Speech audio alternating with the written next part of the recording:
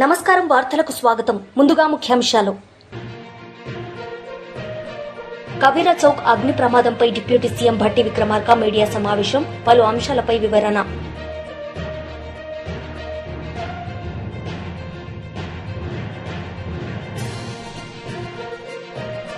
మాజీ మంత్రి అనిల్ కుమార్ యాదవ్ మీడియా సమావేశం, పలు అంశాలపై వివరణ. వీరా చౌక్ అగ్ని ప్రమాదంపై deputy CM Bhatti Vikramarka media సమావేశం నిర్వహించారు. ఈ సందర్భంగా ఆయన మాట్లాడారు. ఈ డిపార్ట్మెంట్లన్నీ కోఆర్డినేషన్తో ఈ కార్యక్రమాన్ని చేస్తూ ఈ ప్రమాదాన్ని పరిమితానికి ముందుకు పోకుండా ఆఫ్ చేసేటువంటి కార్యక్రమంలో భాగంగా ఒక డిఎఫ్ఓ కూడా ఆ సంఘటనలో లోపలికి వెళ్ళి ఇంజ్యూర్ అయ్యి ఈరోజు స్మోక్తో అతను కూడా హాస్పిటలైజ్ అయి ఉన్నారు. వారికి కూడా ఆక్సిజన్ పెట్టి ట్రీట్మెంట్ చేస్తూ ఉన్నారు. ఏది ఏమైనప్పటికీ జరిగినటువంటి సంఘటన పట్ల రాష్ట్ర ప్రభుత్వం, మానవత్వం ఉన్నటువంటి అందరం కూడా ఈరోజు బాధిస్తున్నాం, శోకిస్తూ ఉన్నాం. ఇది అత్యంత దురదృష్టకరమైనటువంటి సంఘటనగా భావిస్తూ ఉన్నాం. తదుపరి ఈ కార్యక్రమాలన్నీ అయిన తర్వాత సంపూర్ణంగా విచారణ జరిపించి తీసుకోవాల్సినటువంటి నిర్ణయాలన్నీ చేస్తాం. రాష్ట్ర ప్రభుత్వం మాత్రం ప్రజలకు ఎప్పుడూ అన్ని శాఖల పరంగా అండగా ఉంటుందని ఈ సందర్భంగా తెలియజేస్తూ ముగిస్తూ ఉన్నాం. ఈ సంఘటన జరిగినటువంటి విషయం తెలిసిన మరుక్షణం నుంచే అందరి మంత్రులతో మాట్లాడుతూ, సంబంధిత అధికారులతో మాట్లాడుతూ, ఆసుపత్రులతో మాట్లాడుతూ కావాల్సినటువంటి నివారణ చర్యల కోసం, తీసుకోవాల్సినటువంటి చర్యల కోసం కాన్స్టాంట్గా మానిటర్ చేస్తూ ఉన్నారు. ఇక్కడ హైదరాబాద్ ఇన్ఛార్జ్ మంత్రిగా ఉన్నటువంటి పొన్నం ప్రభాకర్ గారు సంఘటన స్థలం నుంచి ప్రత్యేకంగా ఉండి అధికారులతో క్షేత్రస్థాయిలో వాళ్ళు కోఆర్డినేట్ చేస్తూ ఉన్నారు. వైద్య ఆరోగ్య శాఖ మార్చులు శ్రీ దామోదర్ రాజనరసింహ గారు ఉదయం నుంచి ఇక్కడే హాస్పిటల్లో ఉండి క్షతగాత్రులకు జరిగినటువంటి సంఘటనపైన విచారం వ్యక్తపరుస్తూనే వాళ్ళకు కావాల్సినటువంటి అన్నీ కూడా దగ్గరుండి పర్యవేక్షణ చేస్తూ ఏర్పాటు చూస్తూ ఉన్నారు. అట్లాగే ముఖ్యమంత్రి గారు నాకు ప్రత్యేకంగా ఫోన్ చేసి సంఘటన స్థలానికి, హాస్పిటల్కి వెళ్ళి జరిగినటువంటి సంఘటన పైన తీవ్రమైనటువంటి విచారాన్ని రాష్ట్ర ప్రభుత్వం నుంచి వ్యక్తపరచడమే కాకుండా చనిపోయినటువంటి దురదృష్టవశాత్తు చనిపోయినటువంటి కుటుంబ సభ్యులకు సంబంధించి రాష్ట్ర ప్రభుత్వం తరఫు నుంచి ప్రగాఢమైనటువంటి సానుభూతిని, సంతాపాన్ని తెలియజేయటమే కాకుండా చనిపోయినటువంటి వ్యక్తులకు సంబంధించి రాష్ట్ర ప్రభుత్వం నుంచి ఒక్కొక్క మనిషికి సంబంధించి 5 లక్షల రూపాయల వరకు ఎక్స్గ్రేషియా కూడా ప్రకటించడానికి రాష్ట్ర ప్రభుత్వం నిర్ణయం చేసింది. సరే, వారి జీవితాలలో తిరిగి తీసుకొని రాలేము, కానీ సాధ్యమైనంత వరకు ఆ కుటుంబానికి ఎంతో కొంత వెసులుబాటు కల్పించడానికి ఈ 5 లక్షల రూపాయల ఎక్స్గ్రేషియా ఒక ఆర్థిక సహాయాన్ని ప్రభుత్వ పరంగా ప్రకటించడం జరిగిందని మీ ద్వారా తెలియజేస్తూ ఉన్నాను. ముఖ్యమంత్రి గారు ప్రత్యేకంగా కేబినెట్ సహచరులందరితో మాట్లాడి 5 లక్షల రూపాయలు ఎక్స్గ్రేషియాని ప్రకటించమని వారు స్పష్టంగా చెప్పినటువంటి సమాచారాన్ని మీ ద్వారా తెలియజేస్తూ ఉన్నాం. అలాగే సంఘటన జరిగిన మరుక్షణం నుంచే అటు ఫైర్ డిపార్ట్మెంట్ వారితో కానీ, లేకపోతే ఇతర సిటీ పోలీస్ కమిషనర్ వారితో కానీ, మున్సిపాలిటీ వాళ్ళతో కానీ, రెవెన్యూ డిపార్ట్మెంట్తో కానీ, హెల్త్ డిపార్ట్మెంట్తో కానీ నిత్యం మానిటరింగ్ చేస్తూ ఆ కుటుంబ సభ్యులతో కూడా ఫోన్లో ముఖ్యమంత్రి గారు పర్సనల్గా మాట్లాడటం జరిగింది. మంత్రులంతా దగ్గరుండి ఈ క్షేత్రస్థాయిలో కావాల్సిన ఏర్పాట్లు కూడా చేస్తూ ఉన్నారు. ఈ సంఘటన జరిగినటువంటి బహదూర్పురా తహసీల్ చార్మినార్ ప్రాంతంలో ఉన్నటువంటి గుల్జార్ హౌస్లో సరే, ఇది ఆ ప్రాథమికంగా అందిన సమాచారం ప్రకారం ఎన్ని గంటలకి ఉదయం పూట ఫైర్ యాక్సిడెంట్ లోపల షార్ట్ సర్క్యూట్ వలన జరిగినట్టుగా ప్రాథమిక సమాచారం ప్రకారం భావిస్తూ ఉన్నారు. ఆ బిల్డింగ్లో పడుకున్నటువంటి వాళ్ళు ఆ షార్ట్ సర్క్యూట్ వల్ల రేగినటువంటి మంటలతోనో పొగతోనో వాళ్ళు మరణించినట్టుగా ప్రాథమిక సమాచారం ద్వారా సంబంధిత అధికారులు ఇచ్చినటువంటి సమాచారం తెలియజేస్తూ ఉన్నారు. ఈ ఫైర్ డిపార్ట్మెంట్కి ఉదయం పూట ఆ పరిసర ప్రాంతం నుంచి అనానిమస్ కాల్ ఒకటి 6:16 సమాచారం అందిస్తే 6:17 అక్కడ నుంచి ఫైర్ ఇంజిన్ ఇమ్మీడియట్గా మొగల్పురా ఫైర్ ఇంజిన్ 6:17 బయలుదేరి 6:20 ఆ ప్రాంతాన్ని చేరుకొని రెస్క్యూ ఆపరేషన్ మొదలుపెట్టడం జరిగింది. దీంట్లో దాదాపు 11 ఫైర్ ఇంజిన్లు వాడటం, అట్లాగే ఒక రోబోని కూడా డిపార్ట్మెంట్ పరంగా వాడారు. 70 మంది ఫైర్మెన్లు 17 మంది ఆఫీసర్లు దగ్గరుండి ఇంకా దాన్ని విస్తృతంగా స్ప్రెడ్ కాకుండా కంట్రోల్ చేస్తూ కాన్స్టెంట్గా మానిటర్ చేయటం వల్ల ఈ ప్రమాదం ఇంకా వ్యాప్తి చెందకుండా కంట్రోల్ చేయగలిగారు. ఈ డిపార్ట్మెంట్లన్నీ కోఆర్డినేషన్తో ఈ కార్యక్రమాన్ని చేస్తూ ఈ ప్రమాదాన్ని పరిమితానికి ముందుకు పోకుండా ఆఫ్ చేసేటువంటి కార్యక్రమంలో భాగంగా ఒక డిఎఫ్ఓ కూడా ఆ సంఘటనలో లోపలికి వెళ్ళి ఇంజ్యూర్ అయ్యి ఈరోజు స్మోక్తో అతను కూడా హాస్పిటలైజ్ అయి ఉన్నారు. వారికి కూడా ఆక్సిజన్ పెట్టి ట్రీట్మెంట్ చేస్తూ ఉన్నారు. ఏది ఏమైనప్పటికీ జరిగినటువంటి సంఘటన పట్ల రాష్ట్ర ప్రభుత్వం, మానవత్వం ఉన్నటువంటి అందరం కూడా ఈరోజు బాధిస్తున్నాం, శోకిస్తూ ఉన్నాం. ఇది అత్యంత దురదృష్టకరమైనటువంటి సంఘటనగా భావిస్తూ ఉన్నాం. తదుపరి ఈ కార్యక్రమాలన్నీ అయిన తర్వాత సంపూర్ణంగా విచారణ జరిపించి తీసుకోవాల్సినటువంటి నిర్ణయాలు. Professionals for election, one nation one election పై బీజేపీ నేతలు పాల్గొన్నారు. ఈ సందర్భంగా వారు మాట్లాడారు. మేజర్ జనరల్ శ్రీనివాసరావు గారు అండ్ मेरा साथी सांसद विश्वेश्वर रेड्डी गारू, పెద్దలు విజేంద్ర ప్రసాద్ గారు, రాజ్యసభ మెంబర్, శాసన మండలి సభ్యులు కొమరయ్య గారు, పార్టీ సంఘటన మంత్రి చంద్రశేఖర్ జీ, ఫార్మర్ మినిస్టర్స్ కృష్ణ యాదవ్ గారు, శశిధర్ రెడ్డి గారు, ఈ కార్యక్రమంలో పాల్గొంటున్నటువంటి హైదరాబాద్ నగరానికి సంబంధించినటువంటి ప్రముఖులు, విద్యావంతులు, మేధావులు, అడ్వకేట్లు, డాక్టర్లు, ఐటీ ప్రొఫెషనల్స్, ఇతర పెద్దలందరికీ కూడా మరొకసారి ఈ కార్యక్రమం సందర్భంగా నేను కృతజ్ఞత తెలియజేస్తా ఉన్నాను. ఇంతకుముందే రామచంద్రరావు గారు మాట అన్నారు. ఈరోజు మన దేశము స్వాతంత్రం వచ్చి 75 సంవత్సరాలు పూర్తయిపోయి ఇప్పుడు 77వ సంవత్సరంలో ఉన్నాం. కానీ మనకి ఇప్పటి వరకు కూడా ఇంకా అనేక రకాల విధానాలు బ్రిటిష్ వాళ్ళు వదిలిపెట్టినటువంటి మరి పద్ధతిలోనే మనం కొనసాగుతా ఉన్నాం. ఇంకా అనేక మార్పులు చేయాల్సినటువంటి అవసరం ఉంది. ప్రధానమంత్రి గారు పదే పదే మంత్రులకు చెప్తారు, పాత చట్టాలు ఏమున్నాయో బ్రిటిష్ వాళ్ళ హయాంలో ఉన్నటువంటి చట్టాలన్నింటినీ కూడా మార్చాలి. ఇప్పుడు ఉన్నటువంటి వర్తమాన రాజకీయ, సామాజిక, ఆర్థిక పరిస్థితులకు అనుగుణంగా మనం చట్టాలు మార్చుకోవాలని పదే మందే వారు చెప్తుంటారు. దానికి అనుకూలంగా అనేకమైన మార్చుకున్నాం. దురదృష్టం ఏంటంటే ఏవైతే దేశానికి అవసరమైనటువంటి విధానాలు ఈరోజు కావాలో వాటన్నిటిలో కూడా ప్రతిసారి మనకు అడ్డం పడేటువంటి ప్రయత్నం జరుగుతూ ఉంది. ఇది మంచిది కాదు. అందుకే ఈరోజు ప్రజల మధ్యకు వెళ్ళాలి. మన ప్రధానమంత్రి గారు చెప్పారు, ప్రజల మధ్యకు వెళ్ళి వన్ నేషన్ వన్ ఎలక్షన్ విషయంలో ప్రజలను చైతన్యం చేయాలి. ప్రజల ద్వారా రాజకీయ పార్టీల మీద, విశ్లేషకుల మీద ఒత్తిడి రావాల్సినటువంటి అవసరం ఉంది. ఇది ఒక ప్రజా ఉద్యమంగా రావాలి. నాకు తెలుసు, ఎక్కడ ఉత్తరప్రదేశ్ ఎలక్షన్స్ అవుతుంటే ప్రతిరోజు 1 మంత్ హైదరాబాద్లో ఉన్నటువంటి తెలుగు ఛానల్స్ అన్ని రివ్యూ చేస్తాయి. ఎక్కడో ఢిల్లీ ఎలక్షన్ అవుతుంటే హైదరాబాద్లో ఉన్నటువంటి ఛానల్స్ అన్ని రివ్యూ చేస్తూ ఉంటాయి. ఏ ఇంట్లో కూర్చున్నా, ఏ రచ్చబండ మీద కూర్చున్నా యూపీ ఎలక్షన్ ఎట్లా ఉన్నది, ఢిల్లీ ఎలక్షన్ ఎక్కడ ఉన్నది, కేజ్రీవాల్ వస్తాడా పీక్తాడా, ఇదే విషయం. ప్రతిసారి ఎన్ని మ్యాన్ అవర్స్ వేస్ట్ అయితే ఆలోచన చేయండి.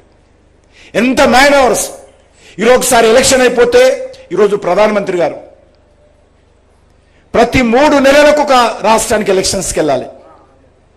మనకు చూడండి, మనకు 2023లో అసెంబ్లీ ఎలక్షన్స్ అయినాయి, 2024లో పార్లమెంట్ ఎలక్షన్స్ అయినాయి, 2025లో ఎమ్మెల్సీ ఎలక్షన్స్ అయినాయి, మళ్ళీ ఇప్పుడు లోకల్ బాడీ ఎలక్షన్స్ ఉన్నాయి, మున్సిపల్ ఎలక్షన్స్ ఉన్నాయి, మన కార్పొరేషన్ ఎలక్షన్స్ ఉన్నాయి. నేను నా గురించి చెప్తాను. 2024 ఎలక్షన్స్ అయ్యగానే నన్ను జమ్మూ కాశ్మీర్ పంపించారు. 3 నెలలు అక్కడ ఉన్నాను ఎలక్షన్స్ ఇన్ఛార్జిగా. తర్వాత మహారాష్ట్ర ఎలక్షన్స్కి వెళ్ళమన్నారు, మహారాష్ట్ర ఎలక్షన్స్కి వెళ్ళాను. ఢిల్లీ ఎలక్షన్స్కి వెళ్ళమన్నారు, ఢిల్లీ ఎలక్షన్స్కి వెళ్ళాను. ఇక ఎక్కడ మేము మంత్రివర్గం ఇక్కడ పనిచేస్తాము, రాజకీయ పార్టీ కార్యకర్తలు ఎక్కడ ఉంటాం ఆలోచించేయండి. అందుకే ఒకటి మనవి చేస్తా ఉన్నాను, ఏదైనా ఈ దేశంలో మార్పు రావాలంటే ఆ మార్పు ఈరోజు స్పష్టంగా నరేంద్ర మోడీ గారి నేతృత్వంలోనే మార్పు వస్తుంది. అది జిఎస్టీ తీసుకున్నా, లేకపోతే డిజిటల్ ట్రాన్సాక్షన్ తీసుకున్నా, ఆర్టికల్ 370 తీసుకున్నా, రావణ కాస్ట్రం లాగా 75 సంవత్సరాల పాటు జమ్మూ కాశ్మీర్ను తగలబెట్టారు. 46,000 మంది చనిపోయారు. కానీ ఓటు బ్యాంకు పాలిటిక్స్, ఆర్టికల్ 370 తీసేసిన తర్వాత ఈరోజు జమ్మూ కాశ్మీర్ పరిస్థితి చూడొచ్చు. త్రిపుల్ తలాక్ మిత్రులు రామచంద్ర గారు ఇప్పుడే చెప్పారు. సుప్రీంకోర్టు చెప్పినా కూడా త్రిపుల్ తలాక్ మార్చలే, ఎందుకంటే ఓట్లు పోతాయి. ఓట్లకు త్రిపుల్ తలాక్ సంబంధం లేదు. ఈ దేశంలో 10 కోట్ల మంది ముస్లిం మహిళలు ఉన్నారు. ఆ మహిళలకు సంబంధించినటువంటి హక్కుల గురించి ఆలోచన చేయలేదు, వాళ్ళ అధికారాల గురించి ఆలోచన చేయలేదు.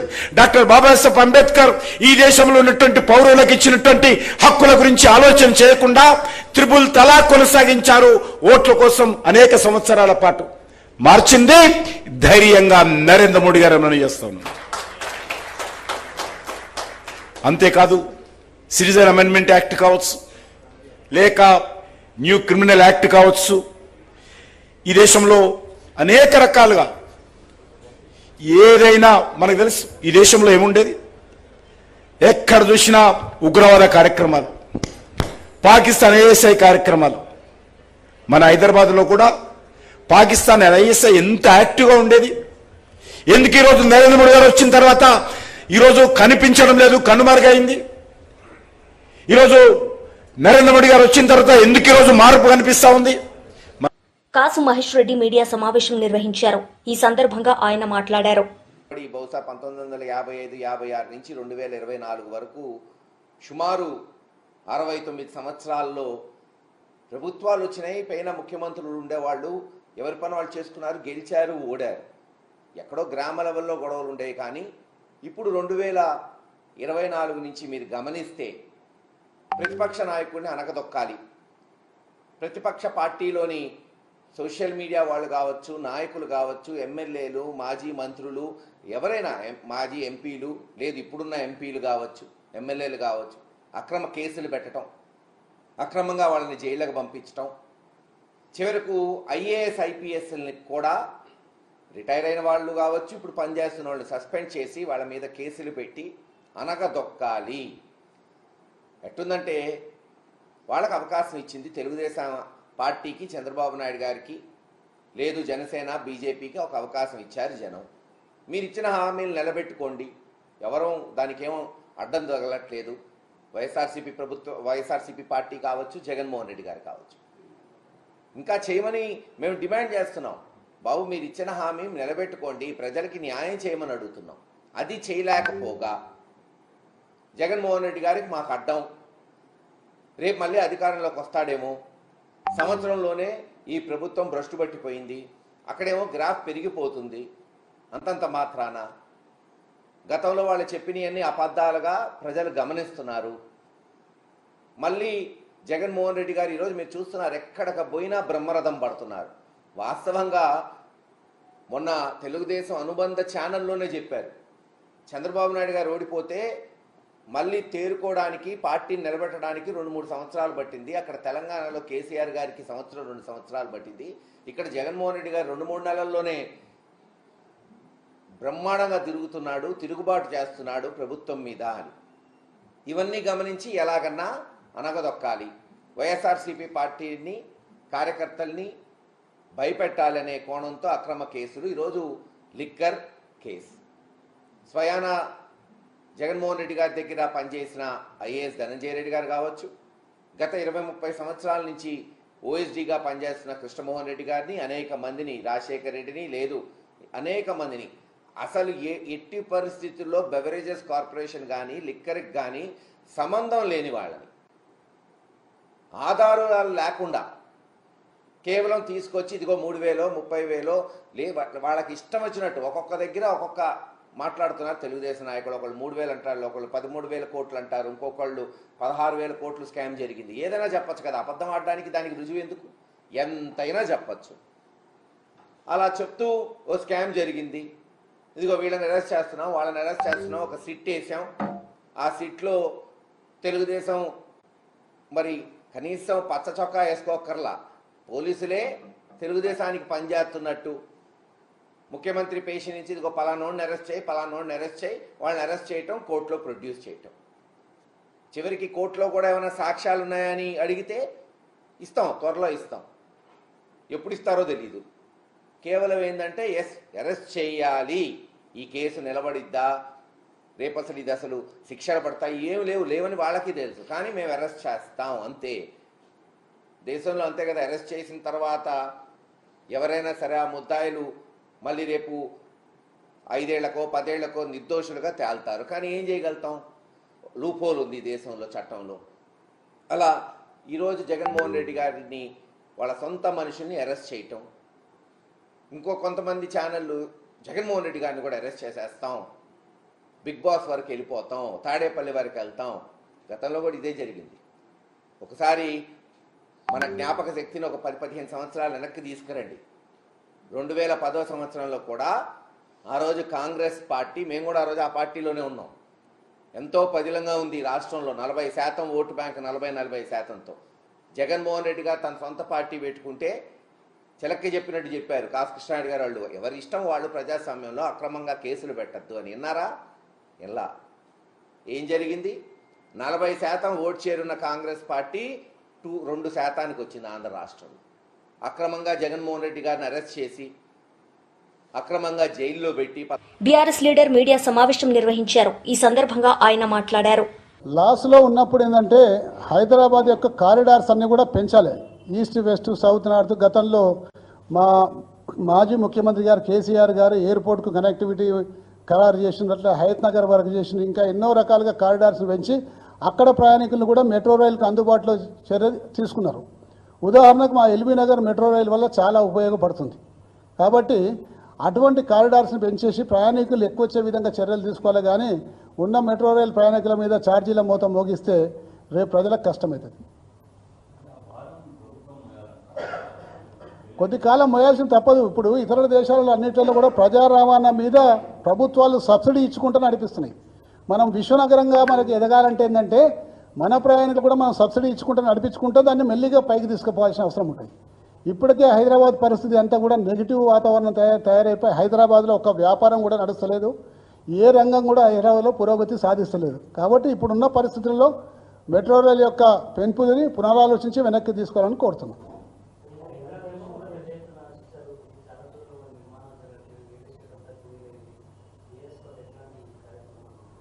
రియల్ ఎస్టేట్ వ్యాపారానికి ఫస్ట్ థింగ్ ప్రభుత్వాలు చేయాల్సిన పని అంటే ఒక సానుకూల వాతావరణంని క్రియేట్ చేయాలి.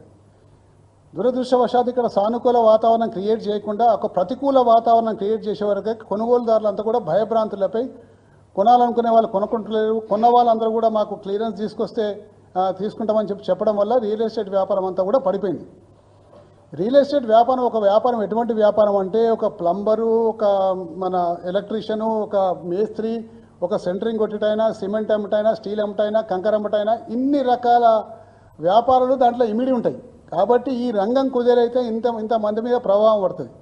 తద్వారా రిజిస్ట్రేషన్ ఆదాయం తగ్గుతుంది. తద్వారా రాష్ట్రం యొక్క రాష్ట్రం తిరోగమనంలోకి పోతుంది. ఇప్పుడు మీరందరూ కూడా చూస్తే రిజిస్ట్రేషన్లు ఎంత తగ్గిపోయిన సంగతి గత ఒక సంవత్సర కాలంగా తీసుకుంటే ప్రతి నెల 200 కోట్ల నుంచి దాదాపు 2000 కోట్ల దాకా ఇప్పటివరకు ఒక సంవత్సరంలో డెఫిషియట్ కనిపిస్తుంది. మరి అదే కేసీఆర్ గారు ఉన్నప్పుడు హైదరాబాద్ రియల్ ఎస్టేట్ రంగం చాలా బ్రహ్మాండంగా నడిచింది, చాలా బ్రహ్మాండంగా నడిచింది. ఈరోజు గ్రామాలలో కూడా భూముల ధరలు దాదాపు 40% పడిపోయి వాళ్ళకి అవసరం ఉన్న వాళ్ళు బిడ్డ పెళ్లిళ్ళు పెట్టుకునే వాళ్ళు లేకపోతే పిల్లల చదువు కోసం అడ్డకి పావుసేరి అమ్ముకునే పరిస్థితి ఏర్పడ్డది. ఇదంతా కూడా ప్రభుత్వం తీసుకున్న చర్యల మీద ఆధారపడి ఉంటుంది. ప్రభుత్వం అటువంటి చర్యలు తీసుకుంది కాబట్టి ఇలా ఈ రంగం మొత్తం కుదేలైంది.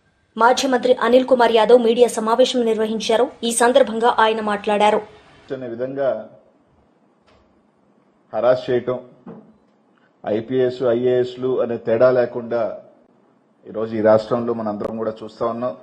ప్రజలందరూ కూడా ఖచ్చితంగా కూడా ఏ విధంగా ఈరోజు రాజకీయ నాయకులకు పరిమితమైన ఏ రోజు అధికారుల దాకా కూడా ఈరోజు వేధింపులు కక్ష రాజకీయాలు జరుగుతున్నాయనేది కూడా ఈ రాష్ట్రంలో అన్ని కూడా మనందరం కూడా చూస్తా ఉన్నాం. ఎక్కడా కూడా అన్ని బేస్లెస్ అలిగేషన్స్ వేసి ఏది కూడా ఒక ప్రాపర్ అలిగేషన్ లేకుండా ఎక్కడా కూడా ఒక ప్రాపర్ అథెంటికేటెడ్ ఎవిడెన్స్ అన్ని లేకుండా ఈరోజు రాష్ట్రంలో అందరూ కూడా చూస్తా ఉన్నాం. ప్రజలందరూ కూడా ఈరోజు ఇప్పటికే ఎందుకు అధికారం ఇచ్చాం వీళ్ళకి, కేవలం కక్ష రాజకీయాల కోసమేనా, రెడ్ బుక్ రాజ్యాంగం కోసమా ప్రజలందరూ కూడా ఆలోచన చేస్తా ఉన్నారు. ఈరోజు ఒక పక్కేమో అక్కడేమో గతంలో ఇలా జరిగింది అలా జరిగింది అని చెప్పి కక్ష రాజకీయాలు చేస్తా ఉన్నారు. గతంలో నేను 2 వారాల క్రితం నెల్లూరులో ఒక ప్రెస్ మీట్ పెట్టి ముఖ్యంగా నెల్లూరు జిల్లాలో మైనింగ్ సంబంధించి ఎంతమంది ఇబ్బంది పడుతున్నారు, బేసిక్ గా ఎన్ని వేల మంది ఉపాధి కోల్పోయారు, ఎన్ని వేల కుటుంబాలు రోడ్ల మీద పడిపోయినాయి, ఎవరి ఆశ వల్ల ఎవరి దురాశ వల్ల ఇదంతా జరుగుతుంది అనేది అదే మా నాయకుల మీదకి వచ్చే తలకే సంబంధం లేని ఒక కేసు పెట్టారు. ఈ విధంగా చేస్తున్న వాళ్ళ మీద మీరు ఎందుకు కేసులు పెట్టకూడదు అని చెప్పి మాట్లాడటం జరిగింది. ఆ రోజు కొన్ని ఆధారాలు కూడా ఎవరు కంపెనీ పెట్టారు, ఏ కంపెనీ చేస్తుంది అన్నీ కూడా ఆ రోజు చెప్పడం కూడా జరిగింది. ఆ రోజు నేను చెప్పిన తర్వాత కొంతమంది ప్రెస్ మీట్ పెట్టారు. తర్వాత ప్రెస్ మీట్ పెట్టి నేను వారం రోజుల లోపల మీరు కానీ ఎన్ని కానీ లేకపోతే మళ్ళీ కూడా నేను ముందుకు వస్తానని చెప్పాను. 2 వారాల తర్వాత 14 రోజుల తర్వాత ఈరోజు మళ్ళీ నేను ప్రెస్ మీట్ పెడతా ఉన్నాను. కనీసం నేను చెప్పిన తర్వాత అయినా ఎంతో కొంత చలనం వచ్చి కనీసం మానవీయ కోణంలో, సరే వాళ్ళు సిండికేట్ నడుపుతున్నారా కార్టెల్ నడుపుతారా ఇవన్నీ పక్కన పెడితే కొన్ని వేల కుటుంబాలు రోడ్ల మీద పడుతున్నాయి, వాళ్ళ ఉపాధి కోల్పోతున్నారు, వాళ్ళు ఇబ్బందులకు గురవుతున్నారన్న మానవీయ కోణంలో అయినా ఒక ఆలోచన చేస్తారని అంటే కనీసం ఒక్క అడుగు కూడా ముందుకు వేసిన దాఖలాలు లేవు. ఈరోజు ప్రజలందరికీ కూడా ఒకటే చెప్పదలుచుకున్నాను, ఏది చెప్పినా కూడా ఆధారాలతో, మొన్న చెప్పిన ఆధారాలు ఈరోజు చూపించినా కూడా మొన్న చెప్పిన దానికి ఎక్కడా కూడా స్పష్టమైన వివరణ అయితే రాలా. అంటే నేను చెప్పిన వ్యక్తి ఆయన దైవాంశ సంభూతుడు, ఆయన మీదే ఉన్న మాట్లాడితే ఆయన ఎప్పుడూ ప్రెస్ మాట్లాడు కాబట్టి ఆయన తరపున వకాల్తా పుచ్చుకునే వాళ్ళు వేద రవిచంద్ర గారు ప్రెస్ మీట్ పెట్టుకుని మాట్లాడారు. ఆయన ఈసారి మళ్ళీ ఆయనే మాట్లాడతాడా లేకపోతే ఆ దైవాంశ సంభూతుడే మాట్లాడతాడా?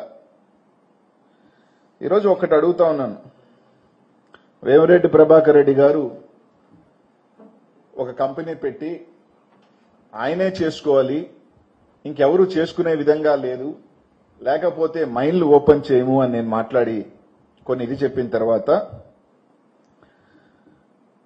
కొంతమంది చేత పాపం 10 మంది చేత మేమంతా సంతోషంగా ఉన్నాం, మేమంతా బాగున్నాం. వార్తలు ముగించే ముందు ముఖ్యాంశాలు మరోసారి. కవిరా చౌక్ అగ్ని ప్రమాదంపై deputy CM Bhatti Vikramarka media సమావేశం, పలు అంశాలపై వివరణ.